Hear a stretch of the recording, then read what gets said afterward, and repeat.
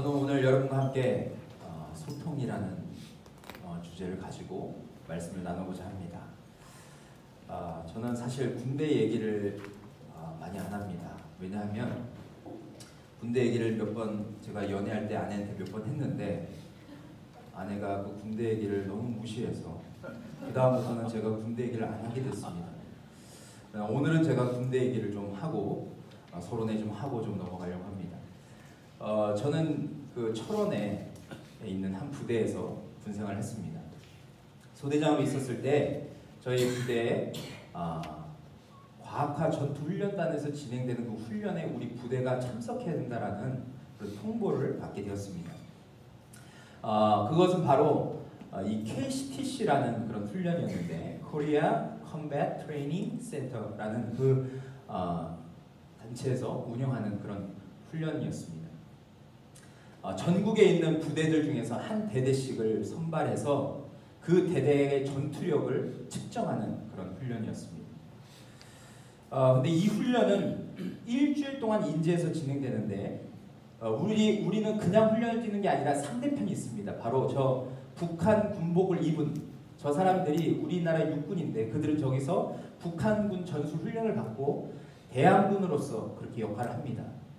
그래서 실제로 공격할 때는 우리가 공격할 때도 있고 한 번은 우리가 공격하고 한 번은 방어하는 그런 두 번의 훈련을 해서 그 부대의 전투력을 측정하는 것이었습니다.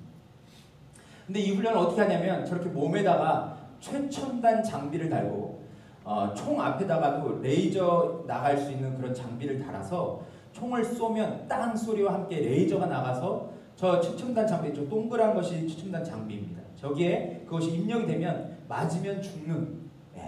그래서 실제로 총을 쏴서 죽일 수도 있고 포탄을 그 사람들이 위치해 있는 지역에 정확하게 포탄을 떨어뜨리면 그 지역에 있는 사람들이 삐삐삐삐거리면서 사망, 포탄 맞아 죽음 이렇게 뜨는 그런 훈련이었습니다. 저희는 이 훈련이 있기 1년 전에 그것을 통보받았는데 그래서 저희 부대는 난리가 났었습니다. 매일 아침에 구보를 뛰게 되었고 겨울에는 알통구보를 뛰고 여름에는 그 땀이 뻘뻘 나는 그 여름에도 체력을 단련시키기 위해서 엄청난 훈련을 했습니다. 그리고 저 훈련을 통해서 우리 부대의 상급자인 대대장님이 평가를 받는 것이기 때문에 모두는 목숨을 걸고 그렇게 훈련하고 저 전쟁에 임할 수밖에 없었다는 것이죠. 근데 제가 그 이제 당일날 저희가 공격을 하게 되었는데 그때 이제 오후에 이제 정해진 시간에 출발하게 되는 것입니다. 저희는 공격하게 되고 그 대항군들을 저쪽에서 방어를 하게 되는 것이죠. 그래서 저희가 이제 공격을 하려고 하는데 그때 그 11월 겨울에 인제에서 눈이 내리기 시작했습니다. 눈이 내리기 시작했고 저희가 공격을 하려고 하는데 그때 갑자기 그 눈이 비로 바뀌어가지고 모두는 방한대책을 세우고 지금 이 훈련을 어떻게 뛰나라는 그런 걱정과 두려움 가운데 그렇게 공격을 하게 되었습니다. 저희는 한 중대를 이끄는 가장 앞에 서는 수색이었는데 그 중대 그 본대가 가기 전에 앞에서 적들이 있는지 없는지를 판단하고 그리고 그 본대를 안전하게 이끄는 그런 역할을 했어야 했습니다. 그래서 저희는 그 본대가 출발하기 한 30분, 1시간 전에 출발을 해서 우리가 그 점령하려고 했던 그 최고 높았던 고지를 향해서 올라가고 있었습니다. 너무 추웠고 이미 옷은 다 젖었고 군화도 다 젖었습니다. 그 한겨울에 손에 동상이 걸릴 것 같았고 너무나도 추워서 총은 들 수도 없는 채 몸에다 걸고 이동을 했었습니다. 그리고 저희가 그 고지에 딱 이르렀을 때 갑자기 뒤에 있던 병사들 몸에서 띠띠띠띠띠띠 소리가 나는 겁니다. 그래서 봤더니 포탄에 맞아 죽은 뭐 이런 것들이 막 뜨기 시작했습니다. 그 분대장들은 자기 병사들이 그런 사망에 이르렀다라는 소식을 듣고 누가 죽었습니다 라는 것을 보고했고 그리고 그 죽었던 인원들은 다시 산에 내려가서 죽은 사람들이 모이는 그 장소에 가야 했었습니다. 그렇게 30명 중에 10명이 죽었습니다. 그러나 저희는 임무가 있었기 때문에 계속해서 산을 넘어서 이제 적진으로 들어갔는데 적진으로 탁 들어가는데 저희는 이제 삼각대형을 펼쳐서 그렇게 해서 천천히 수색을 하면서 들어갔는데 한 병사가 갑자기 사인을 보냈습니다. 어떤 사인이었냐면 바로 눈앞에 적이 있다라는 그런 사인이었습니다. 그래서 저희는 조용히 움직여서 이제 그 병사가 있는 지역으로 이동해서 살펴봤는데 저희 눈앞에 있는 광경은 놀라웠습니다. 보통 한 소대는 30명, 한 중대는 100명, 한 대대는 한 400명 정도 되는데 한 중대 인원들이 거기에 밀집해 모여 있는 것을 저희가 보게 되었어요. 그래서 어떻게 했겠습니까? 그 999K라고 큰 가방 같은 그 무전기에 그거를 들고 저희가 신속하게 이 지표를 확인해서 지금 이 지역에 적들이 있다는 것을 알리려고 그렇게 수화기를 들고 무전을 쳤습니다. 근데 놀랍게도 무전이 되지 않는 겁니다. 군대는 그게 문제입니다. 너무 장비가 오래돼서 그랬는지 아니면 비가 너무 많이 와서 그랬는지 이 전파가 전달되지 않고 전혀 소통이 없는 그런 상황에 처하게 되었습니다. 저희는 지금 너무 급한데 이것을 빨리 알려서 빨리 포를 쏴야 되는데 이것이 지금 안 되니까 다들 다급한 마음에 초조한 마음에 휩싸이게 되었습니다. 그러나 끝까지 그 무전기는 작동하지 않게 되었고 결국에 그곳에 있던 중대 한 100명의 인원들이 뿔뿔이 흩어져서 자신들이 원하는 그런 방어지로 막 이동하는 것을 우리는 그냥 보고 있어야만 했었습니다. 저희는 결국 그 전쟁에서 크게 패배하게 되었습니다. 나중에 사후평가를 하게 되었는데 이제 간부들만 모여서 사후평가를 하는데 이 부분에 대해서 모두는 다 아쉬움을 감출 수가 없었습니다. 저는 이 훈련을 통해서 남았던 한 가지가 뭐였냐면 바로 소통이었습니다. 군대 안에서 소통이 되지 않으니까 정말 그 피해가 어마어마하다는 거예요. 만약에 우리가 이것이 가상훈련이었지만 진짜로 우리가 북한과 실제 전쟁이 일어났다면 그때는 얼마나 큰 피해가 있었을까라는 그런 생각을 해보게 되었습니다. 군대에서 소통은 생명과 연결되는 것입니다. 그리고 만약 소통에서 실패했을 때 수많은 사람의 목숨을 잃게 될 수 있고 그로 인해서 엄청난 재앙이 일어날 수 있습니다. 그런데 여러분 이뿐입니까? 군대뿐만 아니라 우리가 살아가는 삶의 현장에서도 소통은 매우 중요한 걸 알 수 있습니다. 가정에서, 부부끼리의 소통, 부모와 자식 간의 소통은 너무 중요하죠. 또한 직장에서 상사와 부하 간의 소통, 또 동료들 간의 소통은 너무나도 중요합니다. 만약에 이러한 소통을 우리가 제대로 하지 않았을 때는 엄청난 어려움을 겪게 됩니다. 소통이 되지 않았을 때 서로 이해할 수 없고 갈등은 더욱 고조가 됩니다. 소통이 이루어지지 않았을 때 사랑의 관계로 들어갈 수가 없고 성숙과 성장을 기대할 수 없습니다. 우리에게 있어 소통은 나뿐만 아니라 다른 사람들에게까지 영향을 미치는 것이기 때문에 이 소통은 너무나도 중요하다고 말할 수 있는 것이죠. 그런데 여러분 인간관계에서도 소통이 이렇게 중요한데 하나님과 우리의 관계에 있어서 소통은 얼마나 중요하겠습니까? 그런데 기독교 역사를 보면 이스라엘 백성들의 문제는 항상 소통의 문제였음을 알 수 있습니다.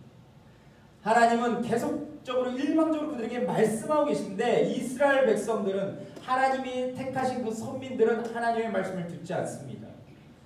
하나님의 말씀을 기억하지 못합니다. 또한 하나님의 말씀에 절대적으로 순종하는 모습을 보이지 않습니다. 그래서 그 소통의 부재는 계속해서 이루어져 왔고 어찌 보면 지금까지도 이 소통의 부재는 계속해서 있음을 우리는 알고 있습니다. 말라기 1장 2절 보시면 구약에서 맨 마지막 말라기에 보시면 이런 말씀이 있습니다. 우리 같이 한번 읽겠습니다. 시작. 여호와께서 이르시되 내가 너희를 사랑하노라 하나 너희는 이르기를 주께서 어떻게 우리를 사랑하시나이까 하느니라. 그렇습니다.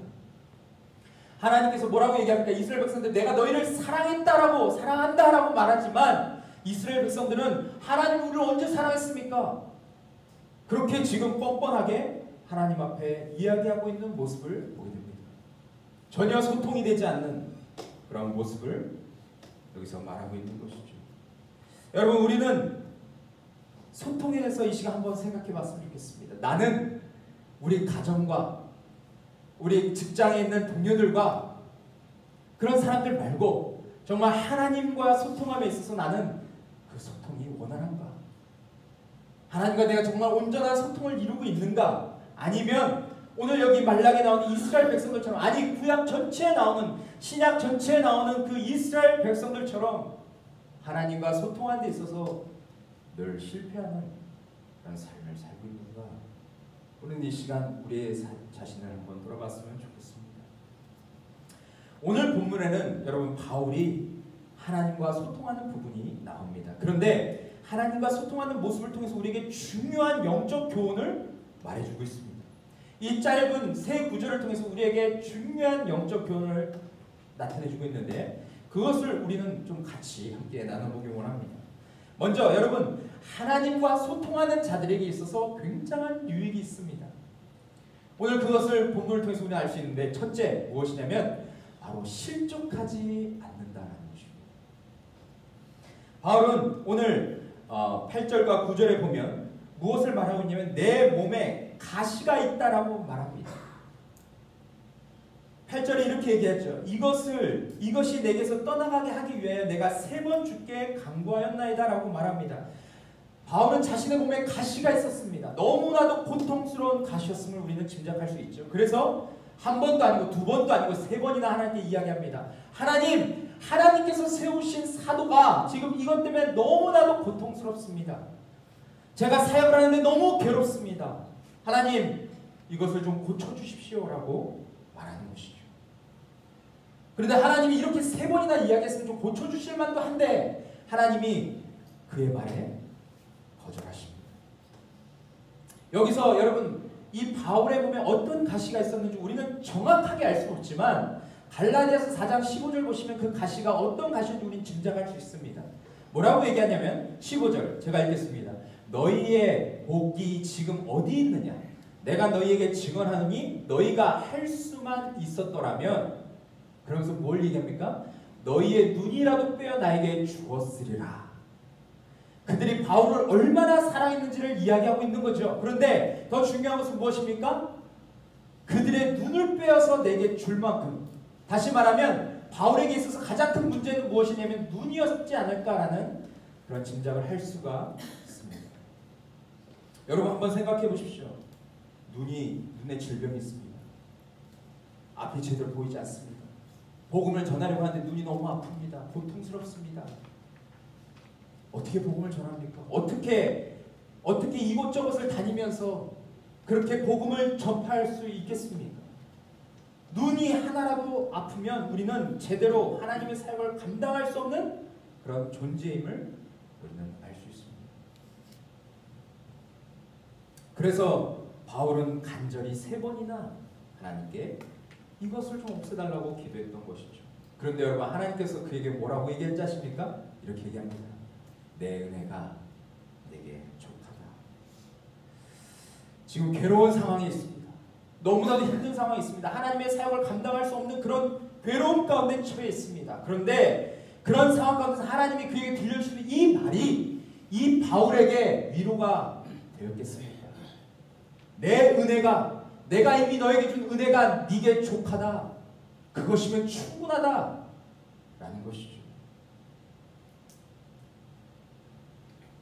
우리는 소통이라고 하면 어떤 것이 소통이라고 말합니까?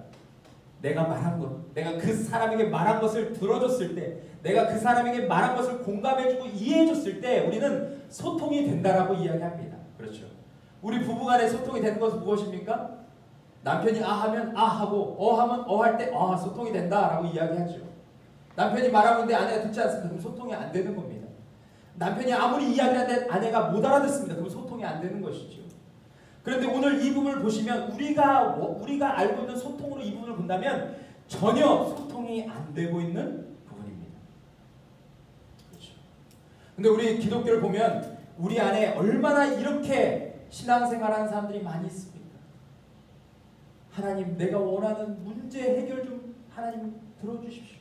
하나님 제가 원하는 그 소원 좀 하나님께서 성취해 주십시오 라고 하면서 그 문제 해결 소원 성취용 복음을 붙들고 살아가는 사람이 얼마나 많이 있습니까? 이런 사람들을 전문용어로 기복신앙인이라고 말합니다. 복만 받기를 원하는. 그런데 이런 사람들의 문제는 무엇이냐면 자신이 그렇게 하나님의 원함을 기도했는데 하나님이 들어주시면 하나님이 자기를 사랑한다라고 생각합니다. 그런데 만약에 하나님께서 응답하시지 않고 들어주지 않으면 하나님이 자기를 미워한다라고 그렇게 이야기하죠. 그래서 기복신앙의 특징은 뭐냐면 기복이 심하다는 거예요. 롤러코스터를 타듯이 자기가 원하는 거 들어주면 막 신났다가 또 안 들어주면 완전히 다운됐다가 이 기복이 엄청 심하다는 것을 우리는 볼 수 있어요. 그런데 여러분 바울은 지금 완전히 다른 모습을 보이고 있습니다. 어쩌면 우리의 기준으로 보면 지금 바울은 하나님과 전혀 소통이 되지 않는 상황 가운데 있는 것 같습니다. 그런데 그는 지금 하나님의 말씀에 귀를 기울이고 그리고 하나님의 말씀에 반응합니다. 하나님이 이미 네가 받은 은혜가 충분하다고 말하는 그것을 그는 곱씹어 보면서 하나님의 은혜가 무엇인지를 깨닫고 하나님 앞에 다시 한번 나아가는 모습을 우리는 볼 수 있습니다. 여기에서 기독교의 특징이 있는데 그것은 무엇인지 아십니까? 기독교의 특징 중에 한 가지는 기독교는 하나님이 하신 일에 대한 반응이다라는 것입니다. 주도권이 하나님께 있음을 인정하고 하나님의 뜻에 철저히 순종하는 것이 바로 기독교인의 모습이다라고 말하는 것이죠. 오늘 바울은 우리에게 이것을 일깨워 주고 있습니다. 하나님과 소통하는 자는 결국 그분을 인정할 수밖에 없습니다. 하나님이 우리에게 가장 좋은 것을 주시는 분임을 알기에 어떠한 순간에도 절망하거나 낙담하거나 원망하지 않고 끝까지 하나님을 바라보며 나아갈 수 있는 것이죠. 여러분 어떠하십니까? 지금도 하나님과 소통하며 하루하루를 그렇게 여러분 살고 계십니까? 저는 이 말씀을 깨닫고 제 삶을 돌이켜봤습니다. 그런데 제가 불평하고 원망할 때를 보니까 어느 때인 줄 아십니까? 현재 내가 당하는 고통이 너무 클 때, 눈앞에 그 고통이 너무 커서 눈앞이 깜깜해 보이고 가슴이 먹먹할 때, 그때 입으로 범죄하는 제 모습을 보게 됩니다. 그런데 만약에 제가 지금까지 제 인생 가운데 부어주신 하나님의 은혜를 기억한다면 제가 불평할 수 있을까요? 원망할 수 있을까요? 지금 현재 상황을 봤을 때는 하나님의 은혜보다 고통과 고난이 더 커 보입니다. 하지만 우리의 인생 전체, 풀 라이프 전체 인생을 돌아보면 하나님의 은혜가 비교할 수 없을 만큼 컸다는 것을 우리는 깨닫게 되는 것이죠. 저는 저번 주에 3주년 기념 예배를 드리면서 여러분 제 마음이 어땠는지 아십니까? 여러분은 저번 주에 그 창립 3주년 기념 예배를 드리시면서 여러분의 마음은 어떠셨습니까? 저는 하나님 앞에 너무 부끄러웠습니다. 왜냐하면 하나님은 나같이 아무것도 아닌 인간을 부르시고 구원하셔서 하나님께서 이곳에 세우시고 이곳에서 복음 전하게 하시고 공동체 안에서 함께 믿음의 생활을 감당하게 하신 것, 이것은 철저히 저로부터 나온 것이 아니라 하나님으로부터 시작된 것인데 틈만 나면 불안해하고 틈만 나면 두려워하는 마음으로 하나님의 사역을 감당하는 제 모습을 자주 봤기 때문에 하나님 앞에서 하나님을 신뢰하고 믿음 가운데 성공하는 삶을 살기보다 늘 실패의 길로 접어들려고 하는 그런 저의 그런 안 좋은 모습, 완악한 모습을 제가 보았기 때문에 예배 드리는 내내 마음이 너무나도 무거웠습니다. 근데 여러분 예배를 드리는데 하나님께서 제게 어떤 음성을 들려주셨냐면 이런 음성이었습니다. 병현아, 지금까지 내가 이 교회를 세워온 것처럼 앞으로도 내가 이끌고 갈 거야. 네가 할 수 있는 것은 순종밖에 없어. 내가 부른 대로, 내가 너를 이끄는 대로 네가 할 것은 철저히 순종하는 것밖에 없다는 것을 하나님이 알게 해주셨습니다. 근데 그 음성을 듣고 제 마음 가운데 어느새 평안이 자리 잡게 된 것을 보게 되었습니다. 아, 그렇지. 나는 하나님의 종이고 나는 아무것도 할 수 없는 그런 존재이니까 나를 부르시고 나를 이곳 가운데 인도하신 그 하나님의 음성에만 순종하면 되는 것이다라는 그런 마음이 들기 시작했습니다. 여러분, 여러분에게는 어떤 마음이 지금 있으십니까? 저는 이 일을 통해서 귀한 진리를 깨닫게 되었습니다.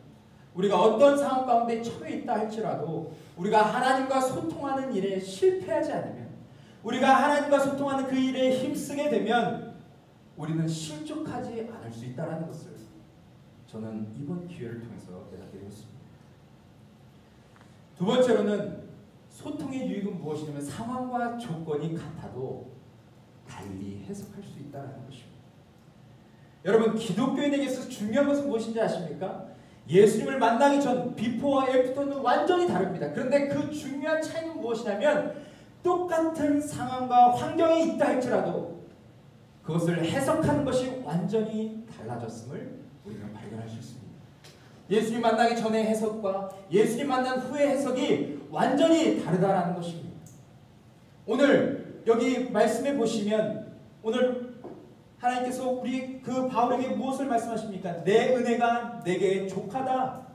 이는 내 능력이 약한 데에서 온전하여 짐이라 하신지라 라고 이야기를 하고 있습니다. 여러분 잘 보십시오. 지금 바울은 하나님께 이 질병만 고쳐주시면 더 사역을 잘할 수 있다라고 말합니다. 바울이 얼마나 위대한 사역을 감당했습니까? 그는 부활하신 예수님을 만나고 난 후 모든 사도보다 더 수고했다라고 그렇게 감히 말할 수 있었습니다. 또한 부활하신 예수님을 만나고 난 다음에 그는 이제 주님을 핍박했던 핍박자에서 이제 그 예수 그리스도를 전하는 그런 전도자의 삶을 살게 됐습니다. 그리고 그의 삶을 통해서 세계 선교에 그는 크게 임하지 그런 역할을 감당했었습니다. 그런데 그에게 있어서 가시는 그 육체적인 가시는 너무나도 큰 장애였어요. 그런데 하나님께서 그에게 무엇을 깨닫게 하십니까? 첫째는 이것입니다. 약할 때 강함이라는 거죠. 오늘 그 말씀을 보시면 이는 내 능력이 약한 데서 온전해짐이라 라는 말을 통해 그는 자신의 생각이 잘못되었음을 알게 되었습니다. 그의 생각은 어땠습니까? 하나님이 내 안에 있는 육체의 질병을 고쳐주시면 내가 좀 더 강건해서 좀 더 사역을 잘할 수 있다고 그는 생각했습니다. 그는 자기가 강할 때 강함이 된다라고 그는 생각했습니다. 그래서 자신의 육체가 건강하고 우리가 물질이 있고 뭐든 할 수 있을 그때에 그는 강하다라고 그는 생각했지만 하나님은 그것이 아니다라는 것을 그에게 알려주셨습니다. 오히려 내 몸이 약할 때, 내가 가진 것이 없을 때, 내가 할 수 있는 것이 아무것도 없을 그때가 오직 하나님의 능력을 바라보는 때요, 그때가 강함이라고 분명하게 주님이 그에게 말씀하시고 계심을 볼 수 있습니다. 두 번째는 무엇입니까? 약함을 자랑하게 되었다는 것입니다. 그가 이제 자랑할 것이 무엇입니까? 자신의 약함을 자랑했습니다. 왜 그랬습니까? 그는 약할 때 그리스도의 능력이 자신 안에 머물게 됨을 알았기 때문에 그렇죠. 여러분, 바울은 굉장한 사람이었습니다. 우리는 지금 이 시대에 바울을 상상할 수도 없습니다. 그가 얼마나 위대한 사람이었는지 우리는 알 수 없습니다. 그러나 그의 삶을 보면 그는 어떤 사람이었습니까? 그는 순수 유대인 혈통을 지닌 사람이었습니다. 정통 유대인이었습니다. 또한 율법에 정통한 사람이었습니다. 그는 헬라어에도 능통했습니다. 또 가말리엘 문화에서 최고의 유대인 교육을 받았습니다. 최고의 유대인 교육을 받았다는 것은 어떤 의미냐면 가정도 굉장히 부유했고 최고의 교육을 받은 그런 인재였음을 말하는 것이죠. 뿐만 아닙니다. 학적으로도 그렇게 위대했지만 그는 로마의 시민권을 가진 사람이었습니다. 그는 로마 제국의 위엄과 권위를 잇고 전 세계를 여행할 수 있는 그런 위대한 자격을 얻은 사람이었습니다. 그는 이 당시에 지식과 학벌, 부유함, 그 모든 것을 갖춘 그런 사람이었다는 것을 말하고 있습니다. 그뿐만 아닙니다. 바울은 어떤 사람이었습니까? 그는 다메섹 도상으로 가던 도중에 부활하신 예수님을 실제적으로 만났습니다. 그리고 그 예수님을 만나고 난 다음에 그의 삶이 완전 달라졌습니다. 또한 그는 그 주님으로부터 완전한 계시를 받고 이제는 복음을 전하는 그런 삶을 살게 되었습니다. 또 얼마 전에는 바로 위에 고린도서 10장 바로 위에 보면 어떤 말이 있습니까? 그는 3층 천까지 다녀왔습니다. 어마어마한 그런 놀라운 경험을 했었습니다. 그랬다면 그는 다 갖춘 사람이 아니겠습니까? 이것을 자랑할 수 있는 사람이 아니겠습니까? 그런데 그는 오히려 그 모든 것보다 주님을 드러내는 그런 모습을 보이기 시작합니다.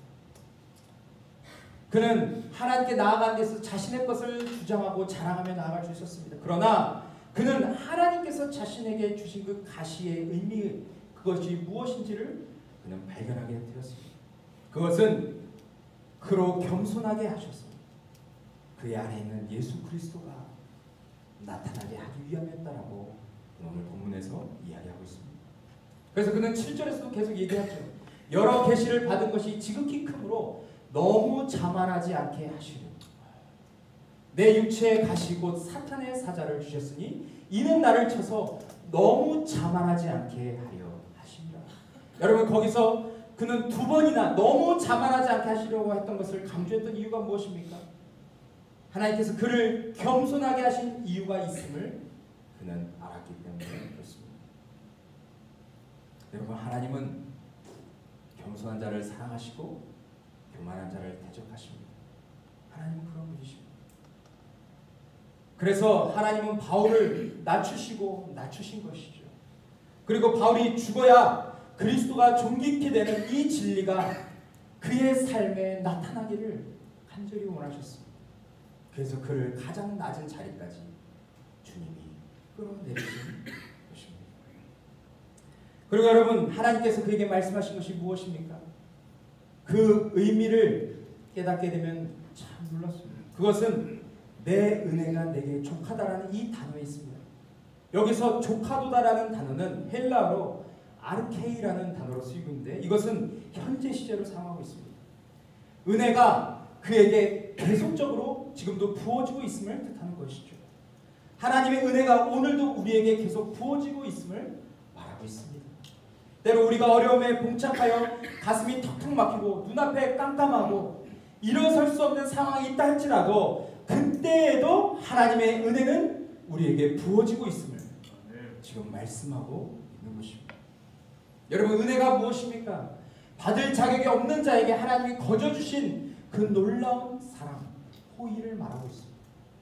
우리가 받을 자격이 전혀 없을 때 하나님께서 아들을 이 땅에 내려 보내주셔서 그 아들이 우리를 대신해 십자가에 죽으심으로 우리 죄가 말끔히시키고 모든 인간이 가장 걱정하고 염려하는 그 죄가 예수 그리스도를 통해서 완전히 해결되었음을 말하는 것이죠. 또한 그분이 십자가에서 죽으시고 장사 지낸 바 되었다 사흘 만에 부활하셔서 그 부활의 생명을 우리에게 허락하셔서 이제는 예수 그리스도와 함께 연합되어 죽고 부활한 자는 이 부활 생명을 가지고 마지막까지 주님과 함께 동행할 것을 말하는 것입니다. 그것이 바로 우리에게 주신 강력한 은혜라는 것이죠. 근데 이 은혜가 과거에 우리에게 주어지고 그치는 것이 아니라 매일매일의 삶 가운데 그 은혜가 우리를 사로잡고 우리로 하여금 이 길을 끝까지 걸어갈 수 있게 인도한다는 것을 말하고 있습니다. 과거에도 내게 임했고 현재도 나를 붙들고 있으며 미래에도 영원히 부어주실 그 놀라운 은혜가 나를 떠나지 않는다는 것을 바울은 알았기 때문에 이 진리를 고백할 수 있었습니다. 그래서 여러분, 바울에게 나타난 놀라운 변화는 무엇입니까? 이전에는 이 병만 고쳐주시면 이라고 말했는데 이제는 그 병을 고쳐주시지 않아도 충분하다라고 이렇게 말할 수 있었던 것입니다. 오히려 내 능력이 약한 데에서 온전해진다는 것을 고백하면서 기뻐하는 모습을 보게 되죠. 그 은혜를 깨닫게 되었을 때 똑같은 상황과 처지에 있었지만 그것을 해석하는 것이 완전히 달랐음을 우리가 보게 됩니다. 저는 예전에 제가 몇 주 전에 교회 오빠라는 그 영화를 여러분에게 소개한 적이 있었습니다. 근데 제가 그때는 이 영화를 보지 못하고 그 영화에 대해서 줄거리에 대해서 이야기를 드렸습니다. 근데 제가 저번 주에 제 아내와 함께 어떤 분이 표를 끊어주셔서 제가 그 교회 오빠라는 영화를 보고 왔습니다. 이것은 제가 저번에도 말씀드렸지만 교회에서 정말 자란 그 한 청년이 그 교회에서 아내와 결혼을 하고 자매와 결혼을 하고 건강하게 살아가는 그 상황 가운데 갑자기 엄청난 고난이 그에게 찾아옵니다. 남편이 갑자기 대장암 4기라는 진단을 받게 되었습니다. 그래서 그 충격으로 그 남편의 어머니가 자살을 하게 됩니다. 그리고 그 대장암에 걸렸다라는 이야기를 듣고 그것을 열심히 치료하고 있는데 나중에 아내가 또한 혈액암 4기라는 그런 소리를 듣게 됩니다.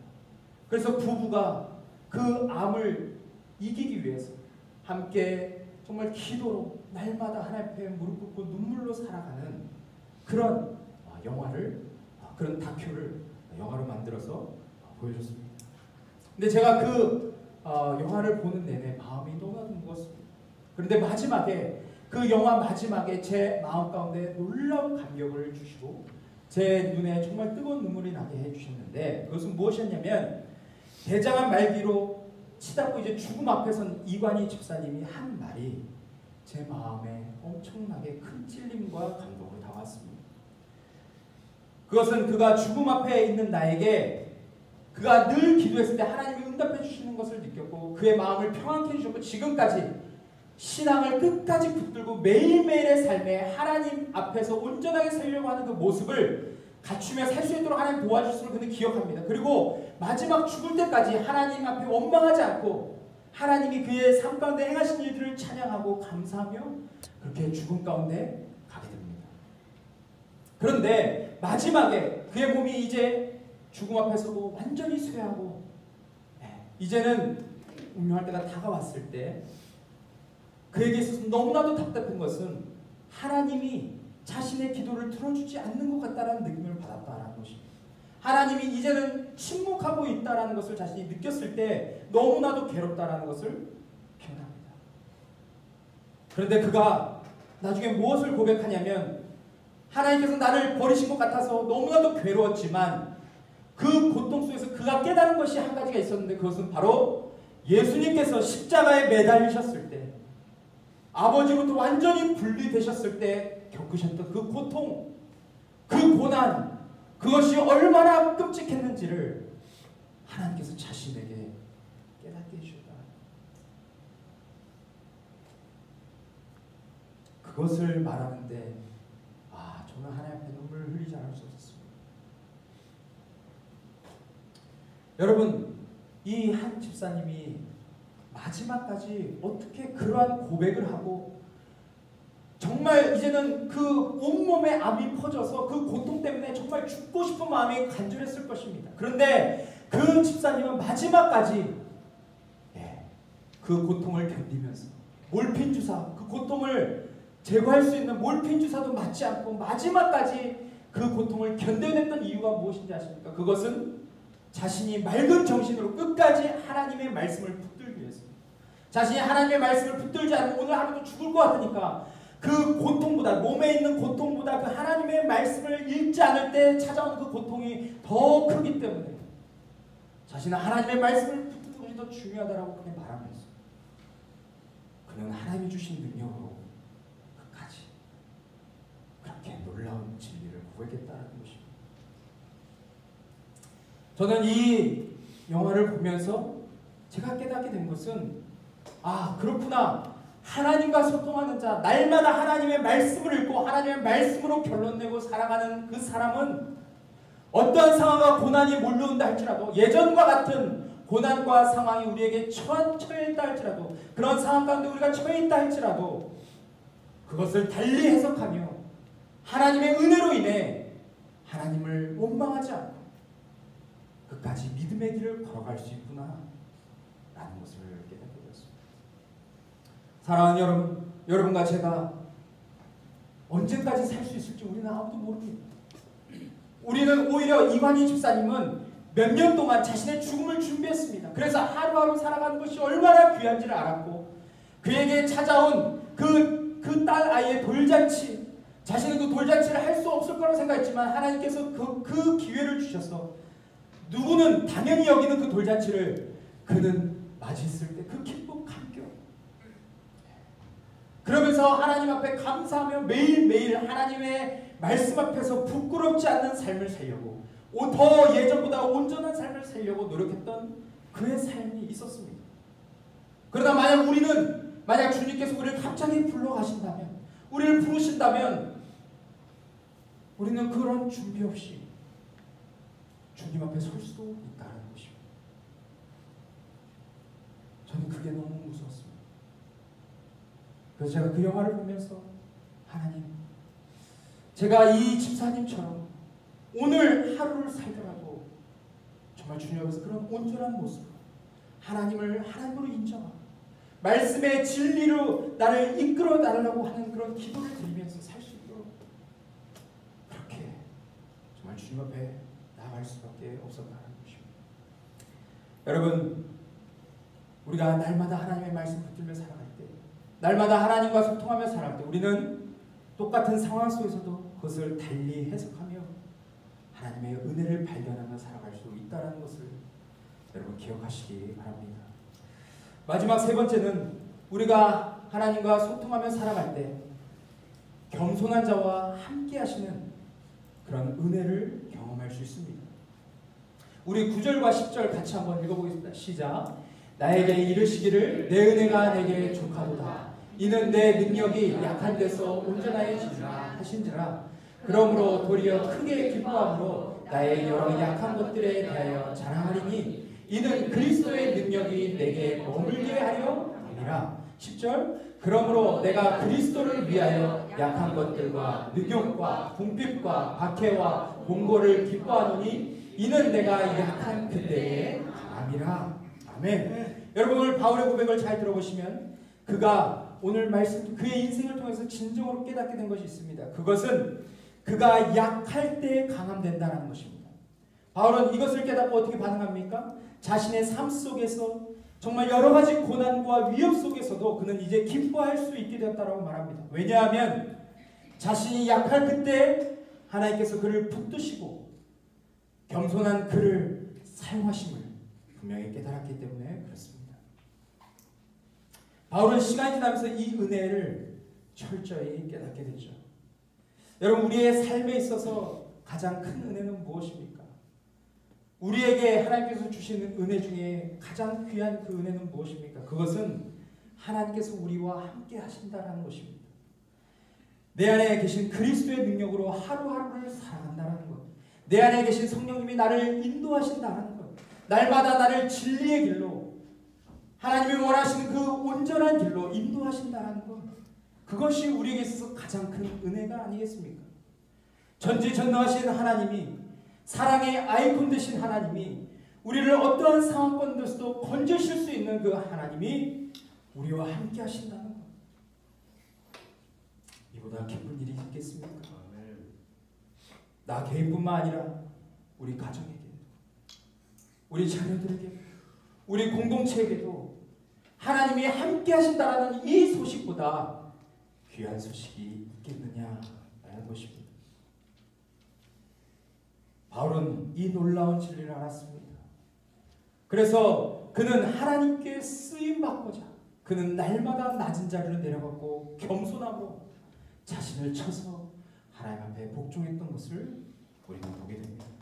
그래서 결론적으로 10절에 그러므로 내가 그리스도를 위하여 약한 것들과 능력과 궁핍과 박해와 공고를 기뻐하노니 이는 내가 약한 그때에 강함이다 라고 고백할 수 있었던 것이죠. 바울은 이 진리를 깨닫고 그 그리스도가 내 안에서 역사하실 수 있다면, 그 그리스도와 내가 계속해서 동행할 수 있다면 자신이 이 모든 상황도 기꺼이 견뎌낼 수 있음을 고백하게 됩니다. 저는 어제 핀란 쌀국수 집을 운영하는 김성민 형제와 같이 교제했습니다. 그 형제가 제가 교회 사역들을 이렇게 나눌 때 우리 교회에 이제 청년 사역이 시작됐다는 것을 이야기했습니다. 그리고 우리 예배팀이 토요일날 와서 정말 예배를 준비하고 그런 것들을 좀 나눴습니다. 그런데 이 형제 마음에 그것이 감동이 되었는지 그러면 내가 토요일날 몇 분 정도 모이냐 그래서 한 20명 정도 모인다 했더니 그럼 내가 가서 쌀국수를 좀 해주고 싶다라고 이야기하는 것입니다. 원래 출장이 별로 없는데 저희 교회 와서 기꺼이 그 쌀국수를 대접하고 싶다라는 이야기를 했었습니다. 그리고 바로 어제 와서 쌀국수를 대접해주고 기쁨으로 우리 부엌에 가스가 너무나도 약하지만 끝까지 인내하면서 그 쌀국수를 맛있게 끓여줬습니다. 그런데 제가 저희 교회에 쌀국수를 해준다고 이렇게 온다고 할 때 제가 기도하다가 그런 마음이 들었어요. 성미 형제님의 삶 속에서 하나님이 하신 일을 좀 간증해 줬으면 좋겠다. 우리 청년들과 우리 예배팀에게 정말 형제님의 삶 가운데 하나님이 행하신 일을 좀 간증해 줬으면 좋겠다라고 그렇게 말을 했습니다. 근데 그 형제님이 어제 자신이 간증을 준비해서 왔어요. 그리고 간증을 했습니다. 그래서 제가 그 간증을 좀 요약해서 말씀드리자면 이런 것입니다. 자신이 처음 틸란이라는 그 가격 없는 가게를 처음 시작했습니다. 그래서 카드로 계산하면 6,000원을 계산하지만 가격이 없기 때문에 어떤 사람은 500원을 넣고 가기도 하고 어떤 사람은 10,000원을 넣고 가기도 하고 어떤 사람은 너무 감동이 돼서 10만원을 넣고 가기도 하고 그렇습니다. 그런데 처음에 가격 없는 가게를 시작한다고 했을 때 엄청난 두려움에 휩싸였다고 이야기합니다. 그러나 하나님께서 1년 가까이 그의 마음에 감동을 주셨고 또 부모님의 삶을 변화시켜 주셨습니다. 특별히 아버지 어머니가 예수를 믿지 않았는데 정말 하나님께서 우리 부모님 중에 한 분이라도 변화시켜서 구원받게 해주시면 이 사업을 시작하겠다고 했는데 그가 9월에 그 사업을 시작하는 계획했었는데 하나님께서 8월에 어머니를 여름 수련회 보내게 하셔서 그곳에서 복음의 메시지를 듣고 구원받게 하시고 그곳에서 그 수련회에서 간증하게 하시고 침례받게 하시고 그렇게 하나님께서 굉장히 빠르게 그 부모님을 구원하시고 그 놀라운 감격으로 살게 해주셨다라고 그렇게 보겠어요. 그리고 어머니를 변화시켜 주셔서 드디어 이제 사업을 시작하게 되었다라고 얘기합니다.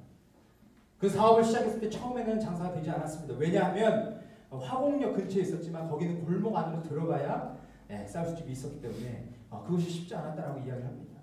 그런데 그곳에서 장사하는 것이 쉽지 않았지만 1년이 되지 않아서 하나님께서 그 가게에 엄청난 축복을 허락해 주십니다. 사람들이 소문을 내기 시작했고 그래서 계속해서 사람들이 모였는데 이 입소문을 타고 수많은 사람들이 가격이 없는 가게다. 근데 너무 맛있다라는 그런 이야기를 퍼뜨리게 되었어요. 그래서 제가 식사로 갈 때마다 항상 줄을 서서 항상 보통 30분은 기다려야 이렇게 식사를 할 수 있었습니다. 그렇게 하나님은 5년 동안 그를 축복해 주셨는데 그의 매출이 어마어마했다라고 어저께 실제적으로 고백했어요. 물론 제가 여기서 고백은 안 하겠지만 밝히진 않겠지만 혹시 궁금하신 분 있으면 살짝 저한테 오시면 제가 알려드리겠습니다. 근데 아무튼 엄청나게 큰 돈을 그는 5년 동안 벌었다라고 이야기했어요. 그런데 그렇게 돈을 벌었을 때 그는 물론 그 엄청난 돈을 하나님 나라를 위해서 사용하고 교회를 위해서 사용하고 주변에 있는 불쌍한 영혼을 위해서 사용했다는 제가 알고 있습니다. 그 엄청난 돈을 다 사용했어요. 그런데 그에게 갑자기 엄청난 어려움이 찾아오게 됩니다. 그것은 뭐냐면 그 가게가 5년이 지났는데 그 건물주가 이제 그 가게를 빼달라고 하는 이야기였어요. 그리고 나중에 알고 보니까 그 건물주가 이 틸란 가게가 너무 잘 되니까 자신이 이제 쌀국수집을 운영하려고 하는 그런 욕심이 있었다라는 것을 알게 됩니다. 그런데 쌀국수집을 아무나 합니까? 자신이 처음에 그렇게 계획했다가 나중에 말을 바꿔서 이제 앞으로는 1년씩만 계약하고 언제든지 내가 얘기하면 빼달라고 이렇게 통보를 받게 됩니다. 그래서 이 형제의 마음은 굉장히 어려웠습니다. 그리고 그 통보를 받고 난 다음에 그는 한 달 동안 거기 가게를 다시 리모델링을 하게 되었고 다시 시작할 때는 이제 가격 없는 가게가 아니라 이제는 정찰제로 해서 6,000원씩 받으면서 그렇게 가게를 시작하려고 했습니다. 왜냐하면 그 중에 여러 가지 이유가 있지만 신천지나 그 안 좋은 그런 사람들이 와서 어떤 행동을 했냐면 이렇게 모임 4-5명이 와가지고 1,000원 내고 먹고 가고 이런 그런 부분들이 너무 마음을 어렵게 했다라는 이야기를 했었습니다. 근데 그런 그렇게 이 가게를 악용했던 사람들도 있었던 것이죠. 그래서 차라리 제대로 된 돈을 받고 그 다음에 이 형제가 그 매달 컴패션이라는 그 단체가 있습니다. 기아들을 돕는 그 단체인데 거기에 있는 아이들 20명을 돕겠다라는 그런 마음을 가지고 새롭게 이제 사업을 시작하게 되었음을 이야기했어요. 그런데 그렇게 다시 사업을 시작했는데 예전만큼 그렇게 가게가 되지 않는 것입니다. 예전에는 줄을 서고 사람들이 그렇게 기다렸다 먹었는데 이제는 갔는데 사람들이 줄을 서지 않고 먹고 안에 갔는데 가게가 텅텅 비어있는 그런 모습들을 보게 되었습니다. 그러면서 그 형제가 무엇을 얘기했냐면 하나님께서 자신의 사업 가운데 어려움을 주신 이유가 있다는 것을 말했습니다. 그것은 자신을 낮추기 위함이었다라고 얘기했어요. 자신이 교만한 모습으로 살았던 그런 모습을 하나님이 안타까워하셨기 때문에 그를 낮추시기 위해서 이러한 어려움을 주셨다라고 이야기했습니다. 그러면서 이렇게 말했습니다. 예전엔 장사가 한참 잘 될 때는 그때는 사람들이 들어오는 머릿수를 세면서 이달 수입이 어느 정도 되겠다라는 것을 그렇게 짐작하면서 그걸로 굉장히 기뻐했다라고 얘기했어요. 그리고 사람들이 너무 많이 오니까 이제는 좀 그만 왔으면 좋겠다. 또 정말 그 가게에 와서 참 안 좋은 모습을 보여주고 가는 사람들, 막 소스를 막 거기다 왕창 짜놓고 가는 사람들도 있고 그렇게 정말 마음을 아프게 하는 사람이 또 들어오면 정말 저 사람이 이제 안 왔으면 좋겠다라는 그런 마음도 갖게 되었다는 것을 이야기했어요. 그런데 그것이 바로 자신의 교만이고 어느 순간 자신이 사업이 잘 되다 보니까 자신의 의가 충만해서 하나님의 은혜를 기억하지 못하고 살아가는 그런 자신의 모습을 하나님께서 이번 기회를 통해서 보여주셨다고 이야기를 했습니다. 그러면서 그가 이렇게 고백했습니다. 자신이 얼마를 버는지가 중요한 것이 아니라 이제는 하나님께서 함께 하시는 것이 얼마나 중요한지를 깨닫게 되었다고 얘기했어요. 그리고 마지막에는 이제 어떠한 상황에 닥친다 할지라도 자신은 두렵지 않다라는 고백을 했습니다. 왜냐하면 하나님은 늘 선한 것을 주시고 하나님은 늘 좋은 것을 우리에게 베푸시는 분이시기 때문이다라고 이야기했습니다. 저는 어제 그 형제님의 고백을 듣고 이 말씀이 더욱 이해가 되었습니다. 여러분, 우리가 여러 가지 고난과 문제 속에서 기뻐할 수 있는 이유가 무엇입니까? 그것은 어려운 환경 속에서도 주님이 우리와 함께 하시기 때문에 그렇습니다. 또한 고난을 통해서 우리를 정금과 같이 변화시켜 주실 것을 우리는 믿기 때문에 그렇습니다. 그래서 우리는 이제 어떠한 상황 가운데 있다 할지라도 기뻐하고 감사하는 삶을 살 수 있는 것이죠. 바로 오늘 이 진리를 깨닫고 내가 약한 자라 할지라도 그리스도 때문에 자랑할 수 있음을 선포하고 있어요. 여러분, 우리는 어떻습니까? 여러분은 여러분의 약함을 정말 자랑하고 계십니까? 여러분이 주님으로 인해서 당하는 고난과 고통을 정말 기쁨과 감사로 받아들이고 계십니까? 여러분이 약할 때 하나님의 강력한 손이 여러분을 붙드시고 계심을 여러분 정말 믿으십니까? 그래서 지금보다 더 온전한 또 거룩한 삶으로 주님께서 우리를 이끌고 계십니다. 또 이끌어 가실 것임을 여러분 믿고 계십니까? 여러분 기억하십시오. 우리가 약할 그때가 하나님을 만나는 때예요. 그때가 하나님과 동행할 수 있는 때임을 기억하시기 바랍니다. 10절에 그러므로 내가 그리스도를 위하여 약한 것들과 능력과 궁핍과 박해와 공고를 기뻐하노 이는 내가 약한 그때에 강함이라. 저는 여러분과 제가 주님 때문에 이것을 자랑하는 그런 삶이 되기를 소망합니다. 결론적으로 오늘 우리는 하나님과 소통하는 것이 얼마나 중요한지에 대해서 함께 나눴습니다. 하나님과 소통하는 자에게 유익이 무엇입니까? 첫째는 실족하지 않게 됩니다. 하나님과 소통할 때 우리는 실족하지 않게 되고 하나님의 큰 뜻을 발견하며 나아갈 수 있게 됩니다. 둘째는 상황과 조건이 똑같다 할지라도 그것을 달리 해석하게 된다는 것이죠.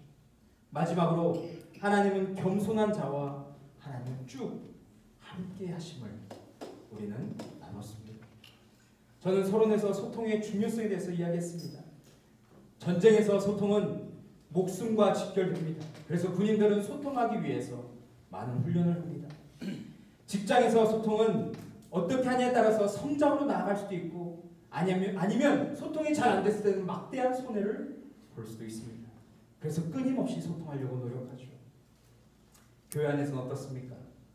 목회자와 소통하고 목자와 소통하고 함께 사역하는 자들과 소통하는 것, 그것이 굉장히 중요함을 우리는 알고 있습니다. 왜냐하면 소통하지 않고는 사역이 지속될 수 없기 때문에 그렇습니다. 그리고 소통이 이루어지지 않았을 때는 반드시 교회 안에 불평과 원망의 목소리가 새어나오기 때문에 그렇습니다. 그러므로 이러한 문제로 인해서 공동체는 무너질 수가 있는 것이죠. 그래서 우리는 교회 안에서도 끊임없이 회의를 통해서 끊임없이 소통하려고 하는 것이 아니겠습니까? 그런데 여러분, 이 모든 것이 중요하지만 그보다 우리에게 있어서 우리의 영적인 삶에 있어서 훨씬 더 중요한 것은 하나님과의 소통이다라는 것입니다. 왜냐하면 하나님의 소통은 우리의 생명과 우리의 영혼과 관련이 있기 때문에 그렇습니다. 그래서 하나님과 소통하는 자는 어떠한 상황과 환경 속에서도 생명력이 넘치는 삶, 또한 진정으로 만족하는 삶을 살 수 있다는 것이죠. 마지막으로 바울은 빌립보서 4장 13절에 우리가 너무나도 잘 아는 말씀을 하고 있습니다. 내가 능력 주시는 자 안에서 내가 모든 것을 할 수 있느니라. 우리는 이 말씀을 외칩니다. 이 말씀을 주장합니다. 그런데 우리가 이 말씀을 묵상할 때 기억해야 할 것이 있습니다. 이것을 그냥 이 구절에서만 보고 그 뜻을 해석하면 안 되고 이 문맥상의 이 구절이 어떤 의미를 가지고 있느냐를 봐야 되는 것이죠. 근데 이 의미를 제대로 알려면 그 위에 있는 구절을 봐야 합니다. 우리 같이 한번 읽어보겠습니다. 시작. 나는 비전에 처할 줄 알고 풍부에 처할 줄도 알아. 모든 일, 곧 배부름과 배고픔과 풍부와 궁핍에도 처할 줄 아는 일체의 비결을 배워라. 아멘. 그렇습니다. 여러분, 여기 이 말씀을 우리가 좀 묵상해 볼 때 이 빌립보서 4장 13절 내게 능력 주시냐 내가 모든 것을 할 수 있느니라라는 것은 내가 능력이 있어서 모든 것을 할 수 있다라는 것이 아니라 여기서 중요한 것은 여기 12절에 무엇을 지금 비교하고 있습니까? 내가 빈천에 처할 줄도 알고 풍부에 처할 줄도 알고 배고픔과 배부름 또 풍부와 궁핍 이 모든 것을 대조하고 있습니다. 이것을 통해서 무엇을 이야기하려고 하고 있습니까? 우리가 어떤 상황에 있다 할지라도 우리가 예수 그리스도 안에 있다면 우리가 그 예수 그리스도 복음이신 그 주님을 발견했다면 우리는 이러한 상황 가운데서도 만족하고 자족할 수 있다는 것을 이야기하는 것입니다. 어떠한 상황 가운데서 그렇죠. 어떠한 상황 속에 있다 할지라도 그 주님으로 인해서 충분한 삶을 살아갈 수 있음을 고백하는 것입니다. 이것이 바로 주님과 소통하는 자들이 누릴 수 있는 축복이 아니겠습니까? 저는 우리 모두가 이 비결을 발견하기를 원합니다. 또한 이 비결을 발견했다면 이제 더 그 주님과 소통하는 일에 힘쓰는 여러분과 제가 되기를 원합니다. 그래서 우리의 삶의 오직 자랑은 예수 그리스도시다. 예수 그리스도만 자랑하는 그런 여러분과 제가 되기를 원합니다. 또 나의 연약함, 나의 약함을 자랑할 수 있는 그런 삶이 되기를 간절히 원합니다.